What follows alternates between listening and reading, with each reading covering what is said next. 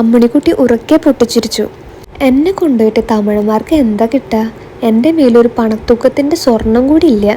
പാവാടയും ബ്ലൗസ് രണ്ടും കീറിയിട്ടുണ്ട്, നരച്ചിട്ടുണ്ട്. എന്നെ കൊണ്ടുപോയിട്ട് ആർക്കും ഒരു ലാഭം കിട്ടില്ല, അവൾ പറഞ്ഞു. സ്വർണം കിട്ടിയാലും കിട്ടിയില്ലെങ്കിലും പെണ്ണ് പെണ്ണ് തന്നെയാ, ചാലിയാത്തി കുഞ്ഞ് പിറുപിറുത്തു. അമ്മ എന്തിനാ ഈ പെണ്ണിനെ ഓരോന്ന് പറഞ്ഞ് പേടിപ്പെടുത്തുന്നത്?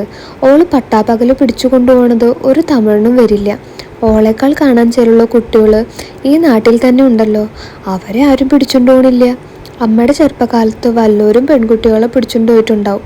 അതുകൊണ്ടാണ് അമ്മയ്ക്ക് ഇപ്പോഴും പേടി, മരുമകൾ പറഞ്ഞു.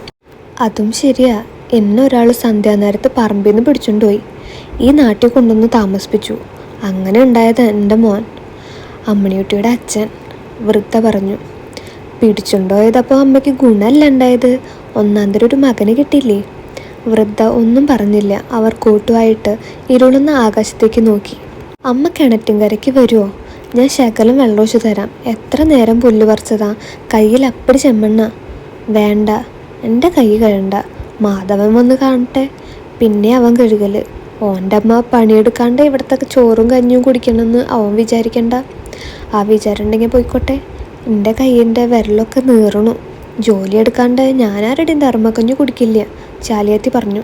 അത് അമ്മയുടെ അഹമ്മദിയാ.